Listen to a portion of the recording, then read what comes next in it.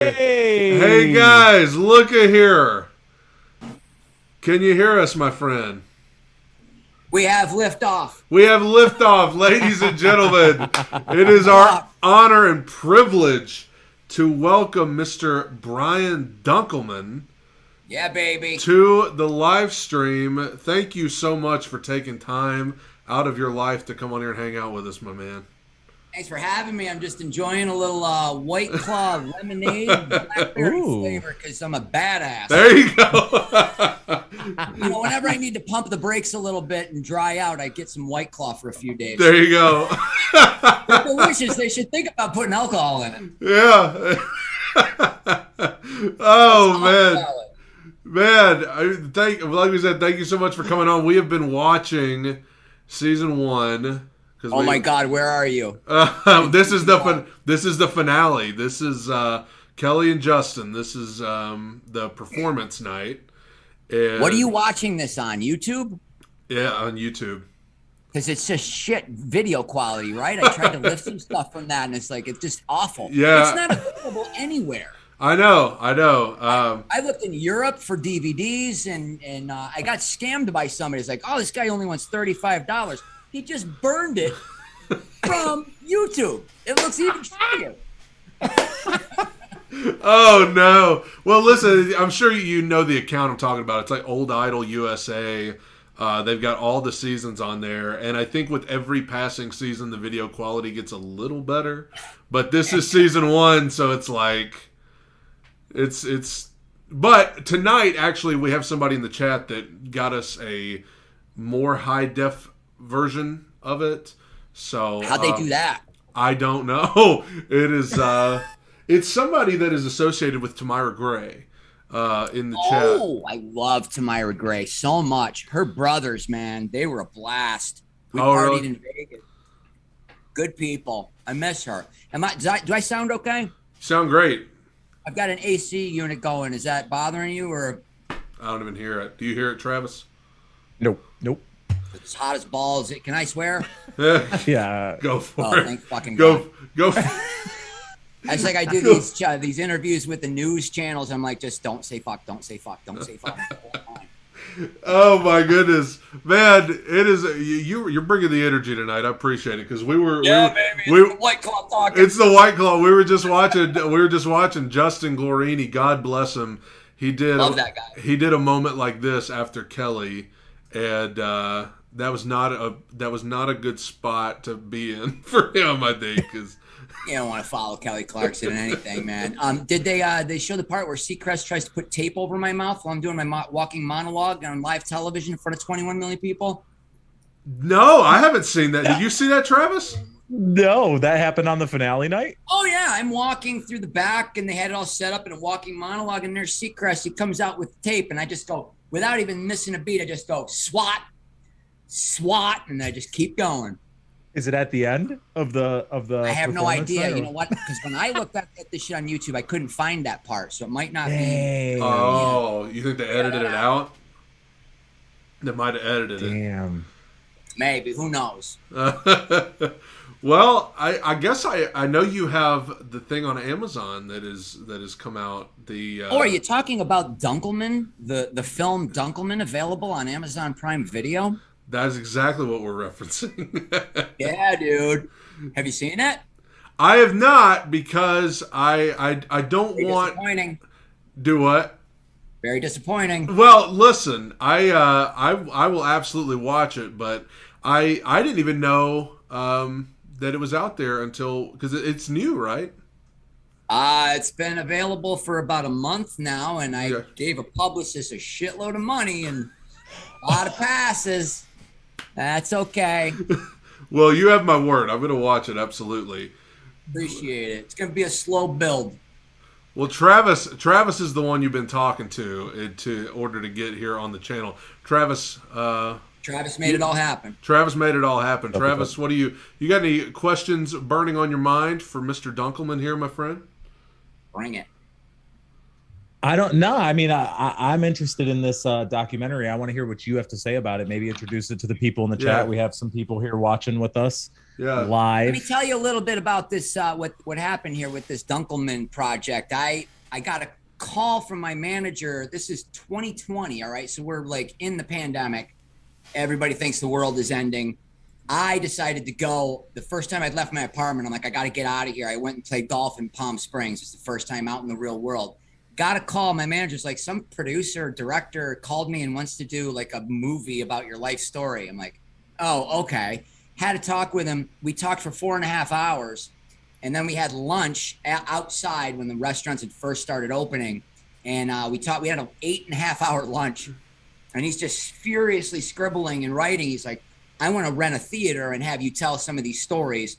We'll cut it together with some clips from Idol and some news, pieces. And we'll use that as a sizzle reel to basically get investors interested. Well, we showed up, and the night before, I smoked some weed, and I thought, should I have written something down? Should I have like written this out like a one-man show? And I was like, oh man. So the next day, I got there. I was like, just start the cameras. And I just started talking, and I just improvised my life story, and I think we recorded 4.5 hours.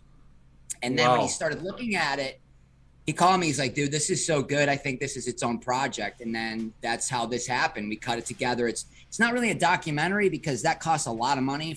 Idol wasn't going to give me permission to use clips, stuff like that. So I cut it together kind of like a one-man show, and that's what it is. And I don't know. I think it's the best thing I've ever done. That's awesome. So that opportunity just kind of comes out of nowhere. Out of nowhere. You know what? Not out of nowhere, because my kid was 7 at the time. He wanted to do a YouTube channel, like a gaming channel. And I thought, all right, well, the world's going to just shut down for about 2 months.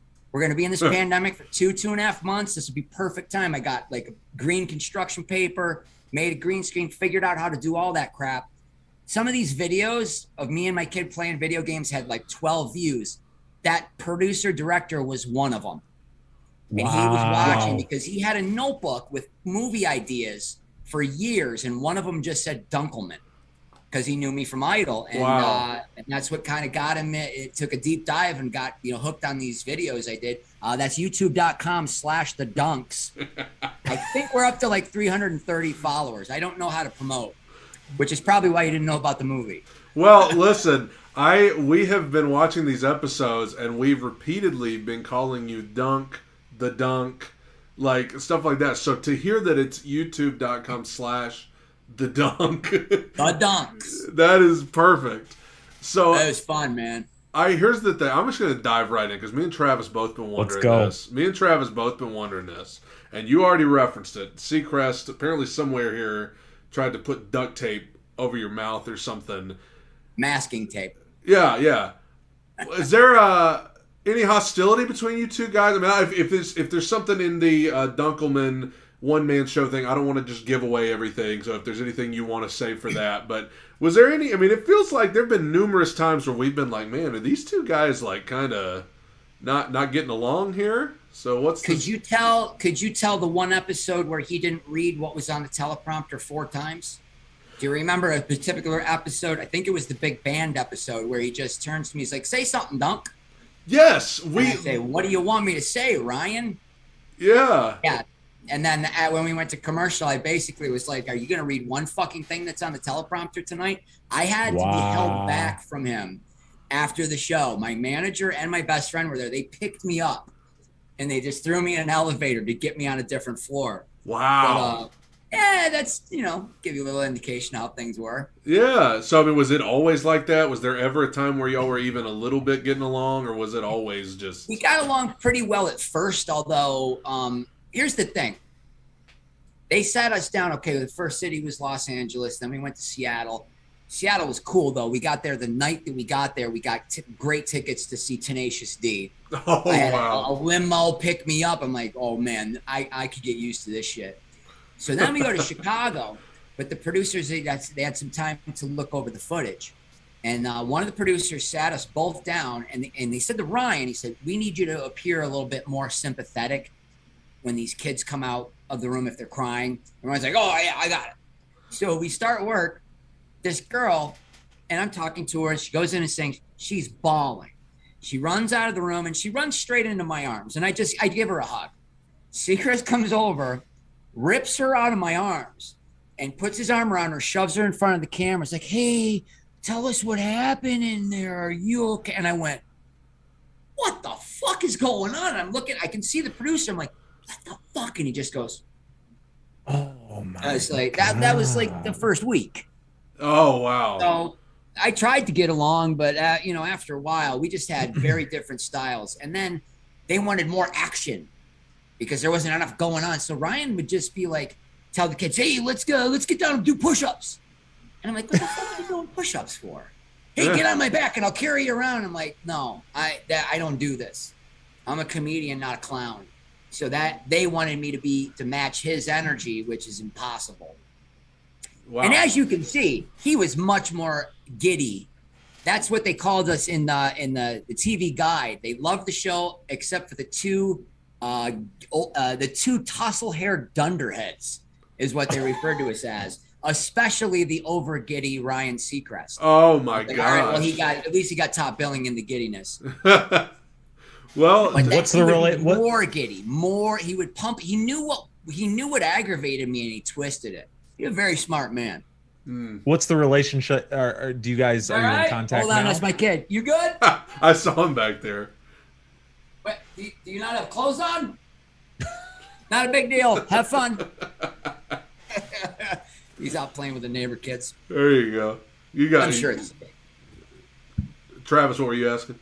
What's the relationship like now? Do you guys chat, see each other? And this is in the film. I was asked back for the Fox finale. Right. They tricked me. I thought the show was over. Of course, they go on to another network. And 5 years later, here we are. Yeah. Actually, 6 years. I don't know how long. But anyway, I had not seen him since the last show we did. It was actually the Vegas special. Hadn't seen him at all, almost 20 years. So I made a point I needed to see him before we rehearsed or saw each other on stage with all these people around. And I made a point. I said, I got somebody take me to his dressing room. And he got up, hey, Dunkleman. And I said, I got to get this out. I said, I'm really sorry for all the times we didn't get along back then. I wish I could change it, but obviously I can't. I just want you to know, I wish nothing but the best for you and your family. And he was kind of taken aback. And in my head, I was thinking, and is there something you'd like to say? But he didn't.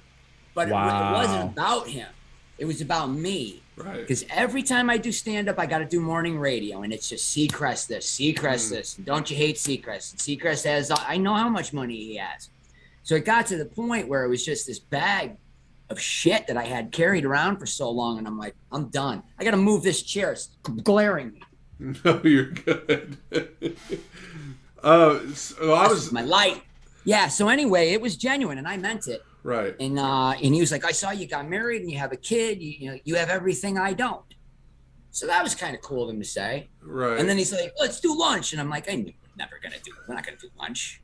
I'm not gonna see you. But it was genuine, and I don't know how he feels, and I don't know how he feels about this film. Are there some things in it that he probably won't like? Probably, but it's shit that happened. Right. I admit to all the times I was a dick and did something wrong, so we'll see. Yeah. If it gets too big, he'll sue me. I wish he would sue me. That'd be amazing. How do we get somebody to sue me? That's the goal of this show. Ryan Seacrest, if you're watching, sue him. Yes. Keep us out of it, though. Keep us out of it. It's just for you guys. Yeah, these guys are fine. Just come after me. What were you about to say, Travis? I will say that, like, looking back on these shows 20 years later, I watched it live. Brad didn't, so I watched it back then as it was airing. Obviously, I haven't seen it since then. I will say that the coolest thing is how authentic you actually come off. You know what I mean? Like you don't seem like you're fake. You know, the jabs, the things that you say under your breath and stuff. I appreciate that kind of stuff. I think it's funny. And I think that you are a lot funnier and not quite as cringy as Seacrest. Well, a lot of the stuff. Appreciate it. Yeah. I'm not as awful as Seacrest. That means a lot to me. Here's the thing, man. They did not have writers. Okay. They did not have writers for this show. You know who was writing it? Nigel Lithgow and Ken Warwick, the executive producers from the guys. I mean, Simon Fuller is the main guy, but these two, and it's just like, I got the first script. I started crying. I went out to my car and I wept like a little girl because I thought, I'm a fucking comedian and I got to say this cheesy crap. Oh, I was not happy. So I made it known, hey, we should have writers. That pissed them off, stepped on their toes, and I tried to be cool about it. But like, how many intros can you think of for Randy Jackson? You know what I mean? Yeah. I was burnt out. I hired 3 of my friends to punch up the scripts. I would get the scripts. I think I had to fax it to them. It was email even around in 2002. I would either email it or fax it to them, and then they punch it up. And I would pitch the jokes. By the end of the season, I didn't even pitch. I just said what I wanted to say. Like, they need no introduction, but just in case you've been summering with the Amish, I just said that. That was on this episode, I think. Earlier, yeah. Yeah, that was one of my buddy's lines. I paid him $50, but I got to the point where I'm like, I'm not even gonna pitch. I'm just gonna say whatever the fuck I want because I kind of see the handwriting right now, and I don't think I'm gonna be around anymore. Well, that's a lead into my next question. Is that a lot of people always assume that at the end of the season they said we got to keep one, we got to get rid of one. Let's get rid of Brian and let's keep Ryan. But the truth is, correct me if I'm wrong, but you chose to leave. Right. So here's what happened. They re-signed. Here's how I found out. Let me check on the kid. Are you going back out? He's fine. I found out after the season. I was at my one of my best friends from grade school was making his college coaching debut, D3 football school in Connecticut. Okay. So my girlfriend and I flew in, all my buddies from home. We're in my hotel room and we're playing poker. We're getting drunk before the game. And the TV's on kind of lightly in the background and it's on E. And all of a sudden, Ryan Seacrest's picture comes up.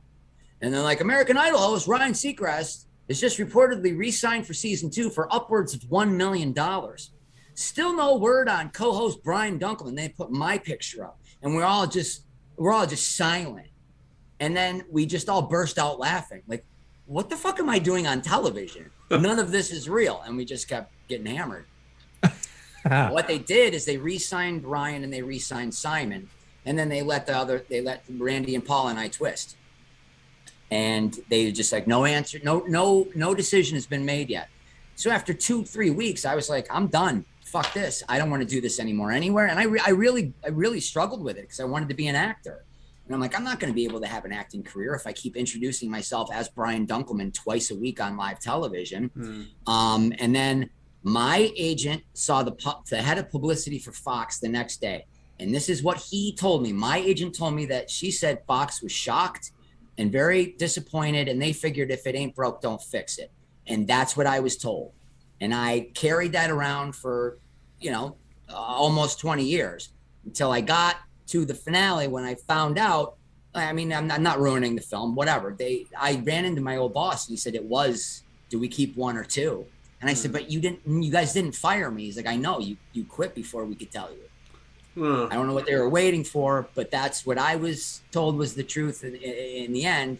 And quite honestly, I hope it's the truth because it was 1,000,000 pounds off of my shoulders. Right. So I'm sure you're sitting there. Literally, that had been an anchor around my neck. Yeah. So I'm sure you're sitting there thinking like, man, I wish I'd have known that for the last 20 years. That. I don't know what difference it would have made. Right. Yeah. Would I still have done all those drugs? Probably. Give me 1 second. I want to make sure he's okay. 1 second. Oh, you're good. Reading up, I'm keeping up with everybody in the chat. My wife's in the chat, so thank you for watching. Yeah, he's more than good. He's gone. Yeah, okay. Well, he's back out playing. Like you said, he's fine. He'll be fine. You got anything, Travis? I'm asking them in the chat if anybody has any questions. Okay. Anybody watching with us to see here? So in the meantime, it's obvious to us as we watch this first season, and I'm sure in the seasons to come, they really tried their best, and I've been wanting to ask this so much. they've been trying their best to paint Simon out as like, the big villain of the show. And Paula in particular, some of the lines that she's delivering are so not natural at all. Like, she's making all these sports references, and I feel like she's like taking lines out of her pocket and reading them and then delivering them. What was going on? She was reading the jokes that Billy Reback wrote for her. Billy's a great guy. He's a great comedian, and he was trying to help her zing Simon back. First of all, that's the way it was presented to me. It was presented to me that Simon was the villain, and I was going to be the good guy defending these kids. Yeah. And the producer told me, he's like, the whole country's going to be cheering for you. Well, of course, Simon got death threats in England. Comes to this country, and he is beloved. That's, People can't get enough of it. Shit on the kids. Yeah. They loved it. Yeah. And so I saw that, and I'm like, well, I'm not going against this guy. Right. I'm going to team up with him and make fun of Seacrest. But these producers, they didn't fucking understand any of my jokes, because there's one episode where he's wearing the see-through fucking mesh shirt. And Simon says, Ryan, I like your blouse. And then I said, yeah. I said, hey, Ryan, Brian Boitano, what he called, he wants his shirt back. And the producer said, hey, Brian Boitano, it's not fun. I'm like, just because you don't know who that is doesn't mean it's not really funny. Right. So that's the attitude I took. And then, but Simon, during commercial breaks, he would lean over. He's like, I know I should be upset because you're insulting me, but I love it. It's brilliant. When can I see you do stand-up? That's my biggest regret, is I didn't get to know him better, because he was really cool. Okay. He was really nice. He's a very smart, funny guy. So we can confirm here to everyone watching, Paula's lines that felt so weird were indeed not just off the top of Paula's head. No, she enlisted help after she was just getting crushed. Yeah. I don't know. I really loved Paula, but boy, she sure did cry a lot.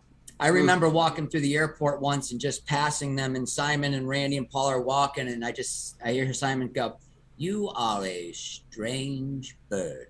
To Paula, and then she scurries off bawling. It was just very strange. Wow. So were you surprised that Paula stayed on as long as she did? I mean, did you think she was going to bail? I don't know. How long did they stay together? I never watched the show. Man. I watched the second season a little bit because I was hired. I was hired by a company called Idle Go Home. It was a website. And they were basically it was just a recap of the show, and they cleared it. They cleared it with Fox and Fremantle in 19, and then they got me involved, and I started writing and doing my little like blogs about it. Like a week later, they got a cease and desist. The guy's like, I don't know what happened. I'm like, don't think they want me involved in anything. So they tried to shut that guy down because I was working for him, and then that's the last I watched. Wow. Yeah. Well, she was on like for a while. I mean, for another. Probably 7 or 8 years, I would imagine. She was there, and she definitely, I guess she either got comfortable with it or she was just miserable for another 7 or 8 years. Probably a column A, a little column B. Yeah, absolutely. You got anything in the chat there, Travis? I was just looking up how long the judging panel was on. I think it set up till like season 8, and then they added on that songwriter Cara something Diaguardi, I think is her last name. I like Joanne's question there, because we've been she wants to know she wants to know whose idea it was for the audience members to come hug the contestants. Did you guys set that up, or Kelly. Was that the when did that happen? They came on stage? It's always Kelly. I feel like there's like this one guy that they keep bringing up there to hug him, and a lot of this stuff was like Seacrest would just all of a sudden, hey, Bruce, follow me. And then he'd go down into the audience like, hey, you read the card. And I'm like, well, he's so spontaneous. Did you see the one episode where he just ran and jumped off the stage? Yes. Do you remember? Yeah, Travis. Where is he going? He did that shit all the time. Anything he could do to draw focus is what he started doing. The funniest thing about that is that, like you said, we're watching it. It's not good quality, so it's kind of grainy, very grainy. And so we were watching it, and I don't even think Travis noticed it at first because it was so blurry. No. But I was like, Yeah. dude, I said, did Seacrest just jump off the stage and try to stage dive? He almost landed on the judges' table. I mean, how great would that have been if he just like went right into it and broke his neck right there on live television? WWE style, just goes through the table. Yeah. So I mean, did you ever like Oh my God. when you guys would go to commercial? Were you ever just like, dude, what are you doing? Like, Oh, I would make jokes or say something funny during the commercial break, and then Seacrest would say it when we came back. Just say the same thing I said a couple times. It's really very strange. I did. You see, there's sometimes he's grabbing me. What the fuck are you doing? Don't touch me. Yeah, You know, he it does was that weird. a lot. I also notice, and don't anybody think out there that I'm trying to create some story here if there's not one. But we have noticed it was a different time, whatever, but he gets very touchy-feely with like the contestants sometimes. See, now I got that feedback. Oh, really? I got that feedback from producers. We have a lot of arms around and hands on legs, and I'm like, that's just the way I am, and that's not okay anymore. But I've got 9 older brothers and sisters. I've got 21 nieces and nephews. I've always been around kids. That's the way I am. But like, I look at some of that footage, I'm like, oh man, I got my like hand square on like a 16-year-old's leg. But it's still leg. It's not a vagina. I mean, what the fuck are we talking about here? But yeah, we both got talked to about that. Yeah, it was Ryan Starr. Everybody loved to talk about how Ryan Starr, do you was. follow her on Instagram? I do. Yeah. We all, whenever somebody gets eliminated, we go look at their Instagram, see what they're up to now. Oh yeah, she looks great. Well, I'm not going to say anything because my wife's in the chat. But oh yeah, no, see, I'll say it. That's amazing. Oh man. So Hey, can we talk about this karaoke bullshit, by the way? You follow me on Instagram? Yes. All right, everybody Yes. follow me at the Brian Dunkleman. Yes. Because some girl in Long Island stole my name and I can't get it back, and so I gave up. You know what I did? I stole her name. Her name is, I don't even want to say her name, but I took her name, and I'm like, I too can play this game, bitch. She's even taunting me. If Brian Dunkleman wants an Instagram account, he's got to go through me. And I'm like, do I? Apparently, yes, because they won't give it to me. And Wow. and then she like created a fake account on Twitter. Can I be on your Dunklevision? By the way, Dunklevision podcast. Go to Dork wow. Daily. Yeah, it's Justin Guarini is my first guest. It's like a YouTube Cool. show, but it's also available. Oh. Also available as a podcast, Dunklevision. But what was I saying? I forgot. Oh, we were just talking brought up about Dunklevision. the Instagram, something on your karaoke. Karaoke. Oh yeah, so karaoke. I've been doing these because I think it was the beginning of 2011. No, wait, 2021. Pandemic, first of the year. I got frustrated. I couldn't do stand up. I was like, I miss going to private room karaoke. There's Koreatown here. I've been there with a whole group of people, like 30. I've been there with one other person. And I was like, man, I just miss stuff like that. I was like, wait, my living room is a private room. So I got drunk and would sing karaoke in my living room. And the camera's just on the lyrics on my flat screen. And I called it Dunkioki. Well, I've been doing this since the beginning of 2021. And I have at least 80 songs up. And then I say, oh, karaoke. I'm like, wow. And I put on Twitter, I put the story. I'm like, what a great fucking idea. So Yeah, I saw that. But I got saw that 170 responses. It is a great idea. Dunkleman's on board. I'm like,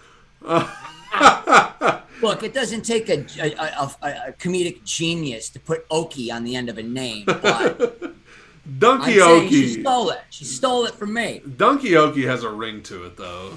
Dunkioki. Is she getting drunk? Is she getting drunk and high before she sings? No, I would imagine am. no. It's more entertaining. Honestly, I think a producer should approach me and do like 10 or 12 of my Dunkiokis and put an album together. Because why not? It would be fun. Absolutely, I I'm would. into it. I would listen. I mean, my God. Hey, there's somebody in the chat. It was Tamira Gray Promotions. This is what I was talking about. They said that You need to check your Instagram DMs because they sent you a clip of the upscale version of the season that they've been working on. So you said you wanted to see kind of a little more. Yeah. Well, I was kind of looking for it when I was doing the film. And then it was just like, we won't put any footage in. Yeah. And Travis, the Tamara Gray Promotions also just had a great question that they just put in the chat there. Here's an example of the upscaling I've been doing. I wonder if she's got this AI software. I ran my film through an AI software and then upgraded it straight to 4K. It's pretty crazy. Wow.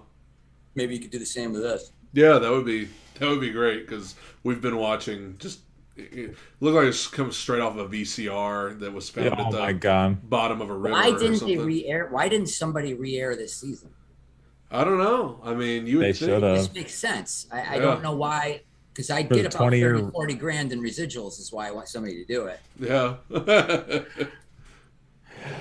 So this Tamara Gray Promotions wants to know what, if we can remember back then, what was it like, honestly, the night that Tamara was in the bottom 2 and then voted out? Was everybody genuinely surprised? Was it kind of like, did they know a shock was coming? This is bullshit. Yeah. Everybody thought the same thing. I can't speak of any of that. I don't know if you're talking tampering. They hand us a card and we read it. Yeah, that's all the extent that we have of it. But I mean, I just don't think that there was any possible way that she could have been in the bottom 2. Right. Yeah. That's just the way I thought. Because it felt like it was building to her and Kelly kind of at the end. Because they were and God bless Nikki. And you know what? Nikki reached out to me like a couple months before she died on Instagram and sent me a message saying, Dunkleman, I miss your face. And I was like, I miss yours too. And then about a month later, it's fucking crazy. But they did. It really seemed like it was going to be those two. But I remember hearing Simon say, well, it needs to be a male and a female. So, and then there's a movie. Who knows how they do? Yeah. But, who knows at what point Justin from Justin to Kelly was even in the works or when somebody had that idea. I mean, look, when Justin first auditioned, everybody's like, shit, there's your winner. Oh, yeah? This guy's it, and then Kelly just came really very, very slowly and steadily until I don't even know which episode it was where she was like, wow, this girl just keeps getting better and better. But when she sang the song, I Can't Live If Living Is Without You, that song? Yeah. That was a couple episodes before this. But that's when I was like, oh, not only is she going to win, she's going to be a huge star. I was like 10 feet away from that. That was the moment I'm like, all right, this is over. Yeah. She's going to go on to be enormous after this. I mean, you got to think, God bless the other contestants, but we talked about this on our first episode. You got to think they got incredibly fortunate that she won the first season because with her being such a star, that raised the stakes for every season after that. It gave the show legitimacy. Right. Yeah. Is what it did, and it wouldn't have had that without her. Right. Because she's obviously still going strong today. She's doing a ton of stuff. What are your memories of Kelly Clarkson? I don't know how much you guys had to do with contestants back then, but so sweet. That honestly was my favorite part of the show, was getting to know them. And I spent a lot of time with them as much as I could on set. They had them sequestered away in a house, most of the time. But I was always talking to them and goofing around, and she was always sweet. And from what I'm told, she hasn't changed a bit, which is really great. I do remember I was walking in the hall and she was kind of sitting there. She was crying. And I was like, what's the matter? She's like, I don't think I can sing. My voice is, I just don't have my voice. I'm not feeling well. And I said, well, let me I'll get you some tea. I'll get you some tea with honey. And there was a producer there. And then he came, he's like, hey, you might not want to, good TV. And I thought, you fucking asshole. Wow. The poor girl's freaking out. Let's help her. I didn't really dig that aspect of it all. That's the real reason I didn't like it. They were really shitty to those kids. To my understanding, it got better. I don't watch the show, but they're not as cruel as they used to be, and good for them. Everybody should, even that show should have a chance to grow and evolve and learn from what they did wrong. But man, they were there's no justification for making kids cry for people's Right. entertainment, unless it's your own kid. Then you get to do whatever the hell you want. Well, and you got to think. I mean, what if, God forbid, if she'd been eliminated that week after not being able to sing full voice, and you could have helped, you know?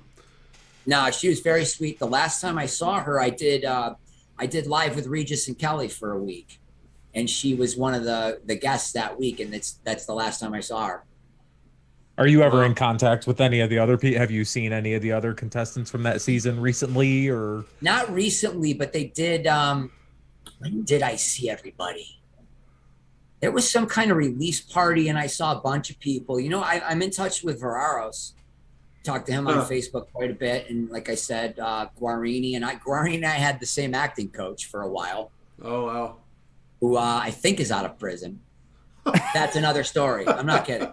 But yeah, I'm mostly online, but I haven't seen anybody in quite a while. Yeah. Well, the finale, the Fox finale, is when I saw them. Sure. No, were there a lot of people from season 1 at that? Because I'm trying to remember. I really don't remember that much because I was freaking out because I got there and they're like, they were going to put me in a holding room with everybody else. I'm like, that's not going to work. It's not gonna work for me. I need to be away from everybody. It was really cool. The Masters golf tournament had started, and they let me go to. There's a hotel connected, and I went upstairs, and it hadn't opened yet, and I just got to sit there and watch golf for 3 hours before I actually went on, because I thought I was gonna have a heart attack. It was too much. I was like, why am I doing this? And then as soon as I walked on stage, it went away. Sure. It was really weird. That's awesome. So I don't remember who else from season 1 was there. Yeah, I do remember the after party when Paula Abdul had a few drinks and kissed me full on the lips at least 3 times. Oh wow! Man. So I was thinking, do I have a shot? Do I have a shot at fucking Paula? I would definitely do that. And I got her number and I texted her and she didn't return it. So. Oh man. Yeah, she laid one on me a couple times. Oh my goodness. Paula still looks good. Paula still looks good. Paul and I had a day. Okay, here's my favorite city that we did on the tour was Miami because Seacrest had a wedding. He wasn't there. So it was just me. And I was asking all of these kids, and we'd talk, and I would ask them the same questions. You gotta remember when this was. I asked them, who's your favorite Osmond? And about 7 of them were like, Ozzy's in the lead. And it was a very funny, but they don't know what funny is. There was stuff. We had the one time that Seacrest and I did get along was in the morning that we got to a city. The director at that time, his name was Andy Shear. Loved that guy, but he kind of held us together. We would go out and just find funny shit to do, and we would do the little bumpers and intros and stuff. And we go to like where they throw the fish, the fish market in Seattle, and they throw it at me, and I just duck, and it goes over my head like that. All you got? We did all this really funny shit. We were in Miami before he left, and I was like, how about we get a shot of just me and him from like neck up and the beautiful ocean in back of us, and we're talking, and then you pan out, and as you pan out, we're rubbing lotion on these 2 elderly Cuban dudes who we just found, and we're rubbing lotion, and then we got one of them to say, yeah, that's the way Daddy likes it. So funny. And then Nigel's like, no, we can't use that. Rubbing lotion is gay. And I'm like, what the fuck is wrong with you people? So I have a bunch of stuff that I cut together of all the really funny stuff that didn't make it into the show. But we that's really did have a great. good time doing those. So the animosity between you and Ryan, do you think he was aware that, because it sounded like he maybe have just been like totally oblivious to, or do you think he was just didn't know, or do you think he did? The guy knows everything he's doing. Oh, okay. He knew everything he was doing, and he knew when. I hope he's changed. I really do. I hope he's enjoying any of this. I mean, he was working. He invited me and my girlfriend to his house. It was late. It was Memorial Day weekend. I think it was that Monday because we had just gotten back from the tour. I mean, I'm talking the very top of the hills in Hollywood where you're overlooking like sunset. The top of it. this beautiful house with a long stairway into a cabana with a pool. And my girlfriend are like, holy shit. And this is then. And he's like, I'm lucky if I get to be here to enjoy it, like maybe 3 or 4 days a year. It's like I work 360 days at least a year. That was then. And I don't think it's gotten any better. Right. But no one's ever accused me of being a workaholic. Yeah. No. Sorry. That's why I became a comic. I didn't want to work. Right. You know, but I don't know. That guy's he's a shark, man. If he stops swimming, he dies. Wow. So I hope he has a chance to enjoy himself. Yeah. You got anything, Travis? I'm loving just listening to this. Yeah, I just keep teeing up questions about Seacrest and letting them. Yeah. Here's another one. Okay, so I was driving a car at the time. I was driving a car that didn't have reverse. Transmission had gone. I could not go over 45 miles an hour. So on the freeway, I mean, people are flipping me like fucking asshole. Like, I got it floored, man. I could not go any faster than that. Wow. So I think that car got abandoned. I rented one when the show started. And then I was like, I want to get a car, but I don't know if this is going to last. So about 6 episodes in, I'm like, I think the season's going to go a full season. Yeah. And I didn't even buy. I was dumb. I leased a BMW convertible. And like Nigel came out, made a big deal about it. Like $400 a month, whatever. Seacrest was driving a brand new Mercedes, and I rode in it with him a couple times. And he told me he was paying $2,000 a month for the lease on that. And at that time, that was the craziest thing I'd ever heard in my life. So what are you, fucking nuts? And so when I got that car, Seacrest walked by. He's like, well, now I got to get one. I got to get one now. What do you mean? And I'm not kidding. The next day, there's my little BMW, and he pulls in a fucking Escalade pickup, like 3 times higher than mine. And I thought, man, look, if that doesn't tell you what you need to know, yeah, I don't know what else to say to you. Why? Why would he do that? I was literally driving a Mitsubishi Galant with no fucking reverse before I got that gig. Yeah. You know? So there's some kind of competition thing with him. And I don't know. I think it's still there. We pitched, I was like, fuck it, send a clip to Gelman. Gelman really liked me, and that's Seacrest's boss now on live. And I was like, let's see if we can help him with a little personal growth. Of course they passed. They're not going to have me on that show. Well, did you get along with the judges very well? I mean, you talked about how you wish you would have gotten closer with Simon, but I mean, with Randy and Paula as well, did all you guys get along? And got along great with them. Loved Randy. Randy's kids were great. Loved his wife. Paula and I in Miami, that's another thing I forgot to tell you. We were at a club, and Paula Abdul and I had a dance off. And I mean, dance floor makes a big circle, go like a dance off. A dance off with you and Abdul? A dance off with me and Paula Abdul. And I'm not, look, it's kind of a consensus that I won. That's the way I remember it. And that's my story. That was like, I was like, this is really happening right now. Because wow. Spring Break '89 for me, that's when that album hit of hers. Right. And cut two, I'm having an angry dance off with Paula Abdul. It's fucking incredible. Right. What about like this may be the $1 million question. How did the judges feel about Ryan? Did they like him? Did they get the same kind of vibe you did of just like, what is this guy doing? Or did they care? Not really. It wasn't that. He was only really that way with me. But he crawled right up Simon's ass immediately. Oh. Like apparently those guys went on vacations together after I left. I was told stories that, you know, 'cause Simon stormed out of at least half of the hotel rooms that we were in. You know, let's storm out of this. Now, this is ghastly. And I'm like, this is the nicest place I've ever been in. Though my room is bigger than my apartment building. Yeah. I'm going to the Four Seasons. This is disgusting. It's ghastly. And then apparently Seacrest pulled the same stuff season 2. Here's something that you don't know. Do you remember Kristen Holt? Dallas Cowboy cheerleader. The name rings a bell. She runs towards the table and then slips and falls and goes right under the judges' table. She was in Dallas. She was a former Dallas Cowboy cheerleader. She made it to the top 30. Okay. I remember that. You guys said you just watched the season. Well, we started at just the top 10. Oh, all right.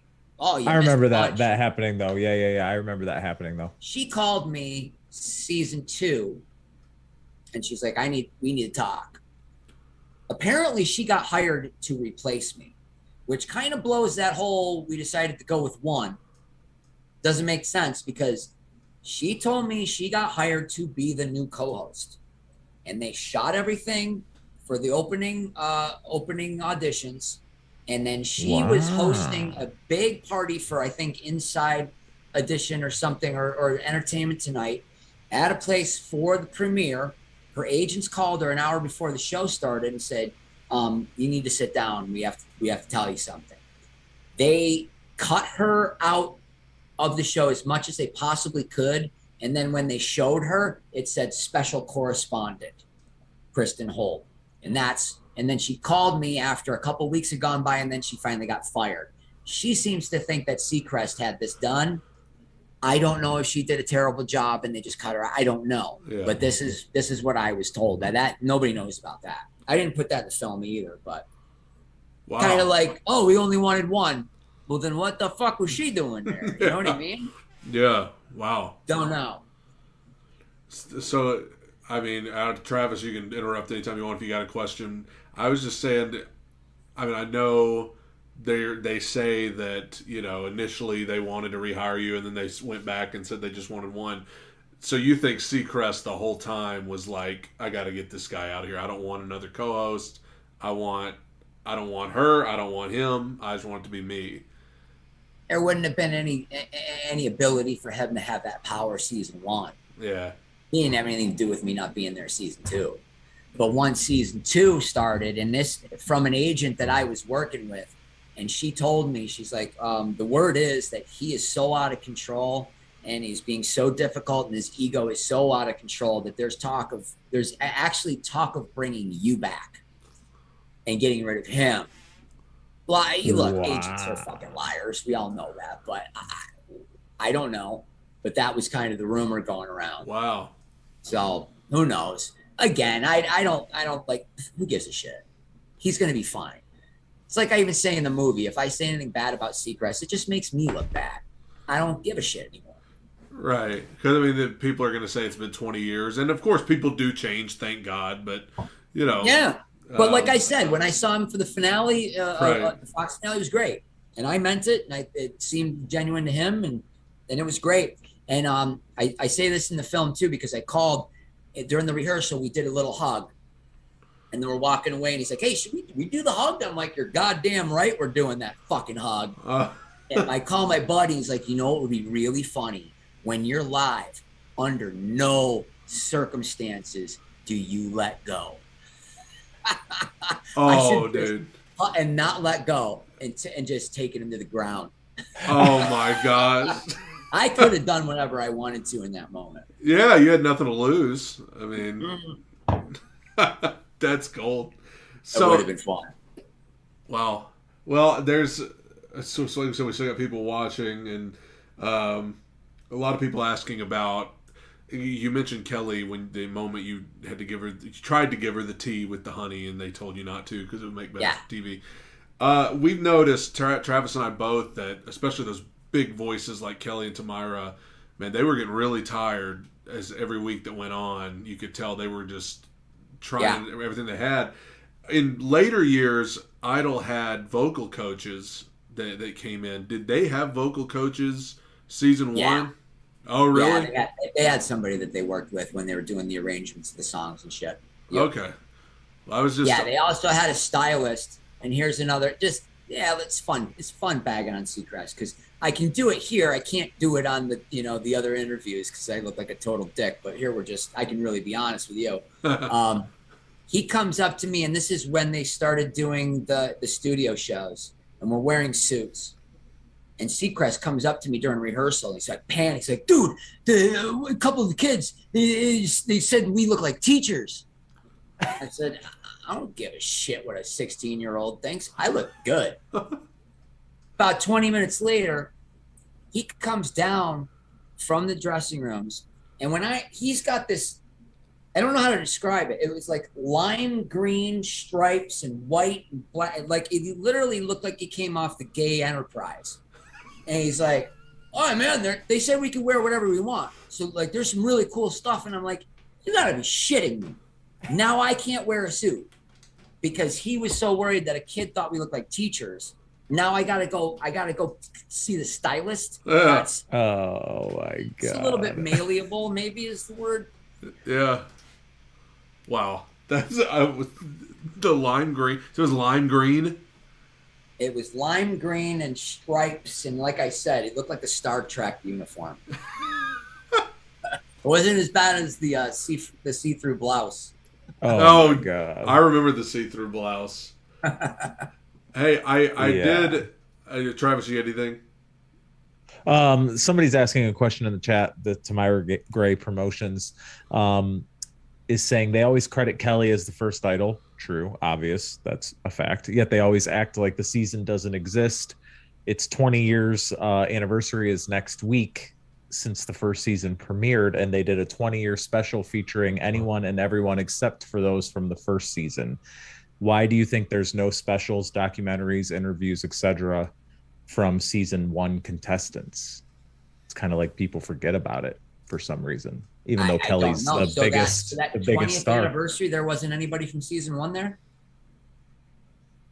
That's what weird. They did do that. It was like an Idol reunion concert where they had some people come back from previous seasons, and the longest contestant to go was Ruben. So nobody from 1 though. Oh, they had William Hung. Was William Hung the first season? No. No, that was later. By the way, I was on a plane with and William Hung was on my flight. And all I could think the whole time was, if this plane crashes, I'm going to get second billing in the obituary to William fucking Hung. That's that's how I go out. That's the final insult.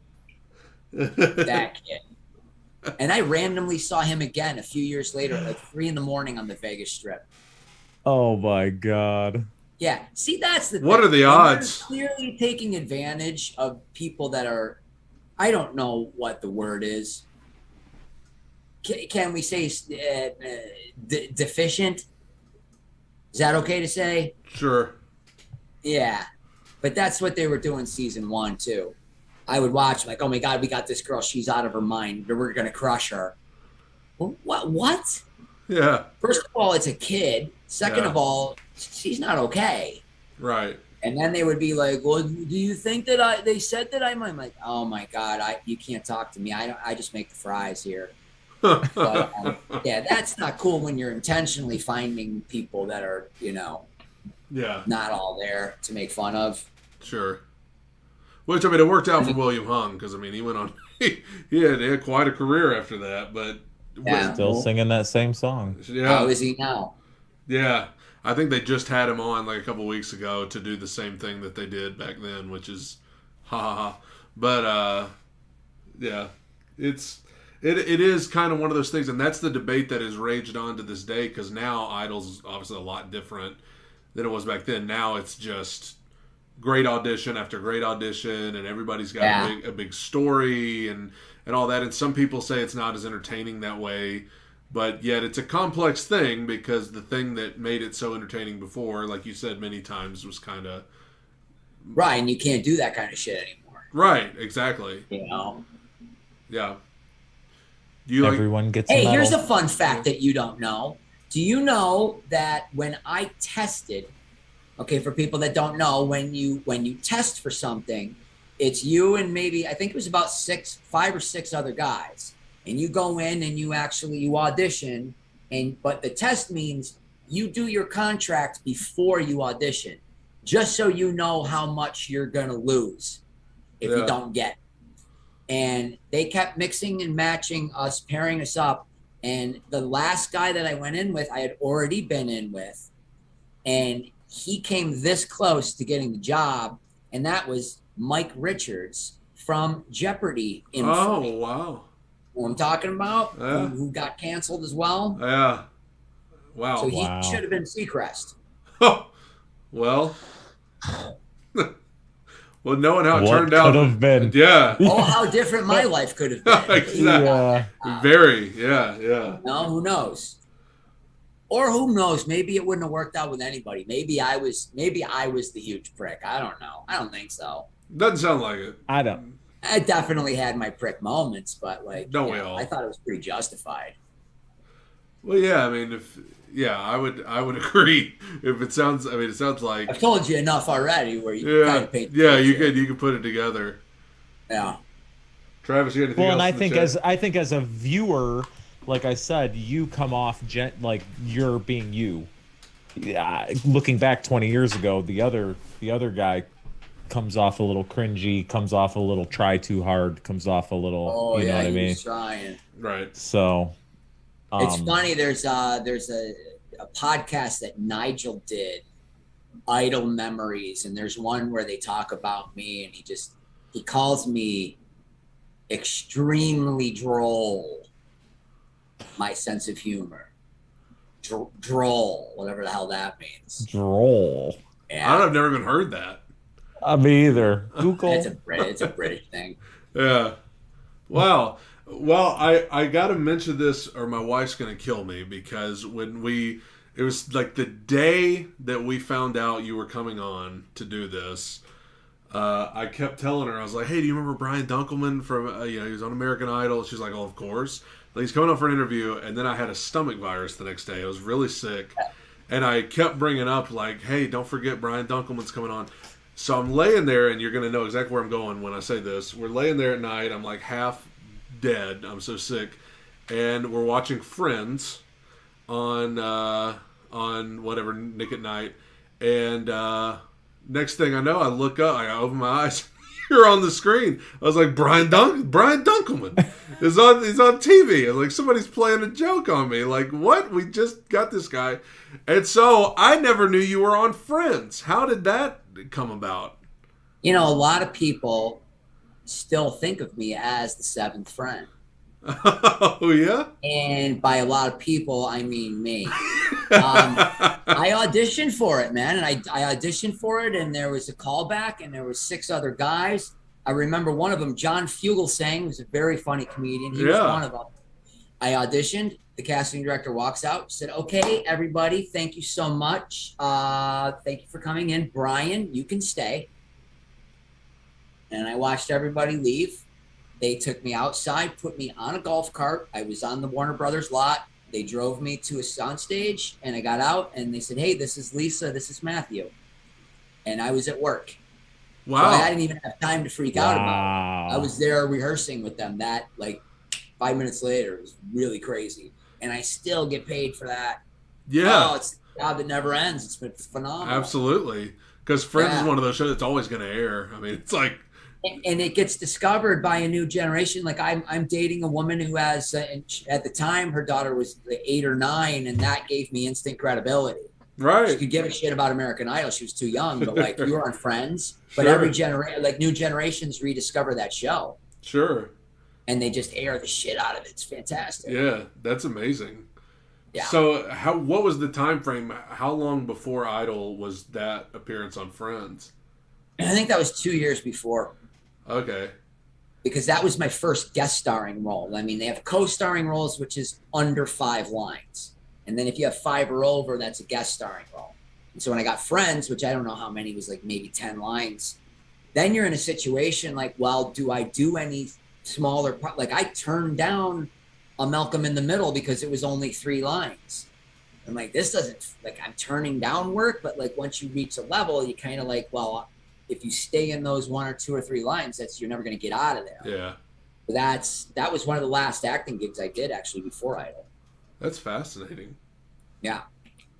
Well, and now, of course, they're what are there, 4 sitcoms on now? Yeah. That was when I just took a dive, man. Because Right. I did Two Guys, a Girl, and a Pizza Place, Darman, Greg, Third Rock from the Sun. I did a bunch of them. Wow. Man, that's awesome though, because like you said, the era of sitcoms kind of gone, but to be laying there in 2022 watching Friends on Nick at Night, and there you are, you know. So thought you were having a fever dream. I was like, is that Brian Dunkleman? Like, because I really did have that thought. Like, maybe I'm dreaming because I'm just thinking about Brian Dunkleman because we just heard from him. But no, it was you, man. I appreciate you coming on. I don't know how much longer you're with us tonight. I gotta find my kid at some point. Yeah, Travis, I'm sure he's fine. Travis, you got anything else? Check this chat here and see. No, I'm just like thinking about Courtney Cox at this point. Who says she doesn't remember? Did you see that? She doesn't remember filming Friends. Oh, I did see. Yeah, that's. Does she have a concussion or something? I think that's our cat. That's osmosis through our cat. Don't you think? Yeah. By the way, I did my scene was the last scene of the episode, and I had not met anybody else because you keep to yourself when you're on a show that big. Sure. You know, like, hey, how you doing? Hey, Matt LeBlanc. You don't do that. Yeah. So I just, I hung out with Matthew and Lisa, and then at the end, Jennifer Aniston came running up to me because they cut a lot out. I improvised. I got down on one knee. I proposed. I stood up. I took the champagne and I just chugged it, and then I chugged hers. It was pretty funny, but they cut all that. Well, Jennifer came straight up and gave me the biggest hug. She's like, "Oh my God, that was so funny." And then they pulled me out to do the curtain call. Huh. So it was 6 of them and me. It was, wow! That was on film. That's awesome. I wish I had that, but that was pretty fucking crazy. So that's back. You're wishing somebody had an iPhone to take a picture of it. Well, but there's a lot of other times I'm really grateful that there were no iPhones. Sure. Good God. Man, if you had Twitter, if you had Twitter back then, you could have roasted Seacrest on oh Twitter. My God! I have 5,000 followers on Twitter, and I'm like, if I was on Twitter the summer of 2002, I bet I'd have more than 5,000 followers. Well, Twitter has its good things and bad things. Probably more bad than good. But, what are the good things? Yeah, I'm trying to think now that I say it. What are the good things? You know what? I'll tell you what a good thing is. I made a comment on Mark Hamill's post, and then he liked it. And then I show my son, "Hey, Luke fucking Skywalker." What? I'm like, yeah. Close personal friend. Yeah. That's gold. Do you have anything, Travis? You're about to ask something from the chat. Yeah, it looks like Tammy, I think, asked it. She wants to know if you have any regrets doing Idol, looking back. That's actually a great question because it's always, do you regret leaving? Do you regret, I sometimes regret even auditioning. Because in my mind, I had an acting resume built. That's what I wanted to do. And one of two things would have happened. I would have made it as an actor, or I would have failed. And then many years ago, I might have quit this business and been balls deep into some other profession and been happy and would never have known the difference. But I can tell you that I'm honestly happier than I've ever been. And I was a pretty miserable prick. And if you watch the movie, you'll understand why. Everything in my life has led me to where I am now. Yeah. I don't know if I would have had this change in the way I look at the world if I hadn't gone through look, I believe in multiple realities. I don't think this shit ever ends. They might be happening simultaneously. Quantum mechanics, every possible outcome exists. So there's a reality where I'm worth $450 million and you're talking to Seacrest right now. Yeah. And when you look at life that way, there is no such thing as a regret because it happened. Right. You're just not aware of it. It's rationalization. Who gives a shit? It helps me get out of bed every day. Yeah, well, and I'm thinking about what you said earlier about when you talked to Mr. Seacrest at the finale when you went back, and the little thing he said about how you have all of the things that he doesn't because he has no time to. Exactly, and then I think it was 3 weeks later. I kidnapped my son and I went to New York. You got to watch the film. I had a lot. What I went through post Idol was I thought the worst thing I could ever go through, and compared to what I went through later, I look back at that as the good old days. But for whatever reason, everything that I've been through has led me to where I am now. And you know what? This film, just from the trailer that I put online, I was contacted by a woman who owns a production company, and I'm in development for my own show right now. Yeah. And it started out where it is right now. It's basically going to be kind of almost very similar in the way Curb Your Enthusiasm is done, with me playing a version of myself, and that's like one of my favorite shows of all time. So I might actually get that acting career that I so wanted. Oh man, that's all that awesome. time, and to do what I really wanted to do. So Sure. it's kind of interesting the way the dominoes have fallen for me. Once I really just, and that Idol finale was the first step, letting go of that. Yeah. Because there was a dark cloud over me all the time, and I just let it go, and I keep letting go. And doing this film actually let me heal from all of it. Yeah. So I feel great now, and I also just did my first acting gig in 6.5 years since I took my son. My agent dropped me, my manager dropped me, and then out of the blue, my new manager is like, you got an offer. I'm like, what do you mean? This casting director's a big fan of yours. Where has she been? Where has she been for 20 years? Yeah. Just out of the blue. And you know what the show's called? Second Chances. Wow. That's awesome. You can't write this shit. No, I have like 40 lines in this show. Yeah. I can't tell you any more where it's going to be on, but sure. It's the biggest role I've ever done, and hopefully we'll know when it's going to come out. But yeah, things are going well right now.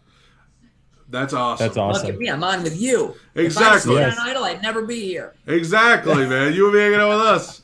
Hey, I did. They have a great question in the chat that we noticed this. I think it was the last stream we did, and I don't know if you would have much, if kind of the goings on between the contestants, but there was a performance by Tamira. She did "A House Is Not a Home," which was like incredible, and a lot of the contestants who had already been eliminated were sitting behind the judges, and they looked like disgusted a little bit.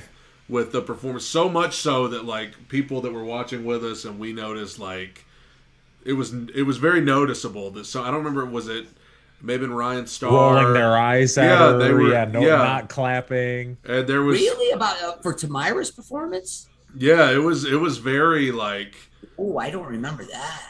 Yeah, there was there were rumors about maybe a love triangle going on between Tamira and Kelly and Justin, Never heard that. Yeah. I don't know. I figured I'd ask because we noticed that a couple of weeks ago. It was never heard anything like that.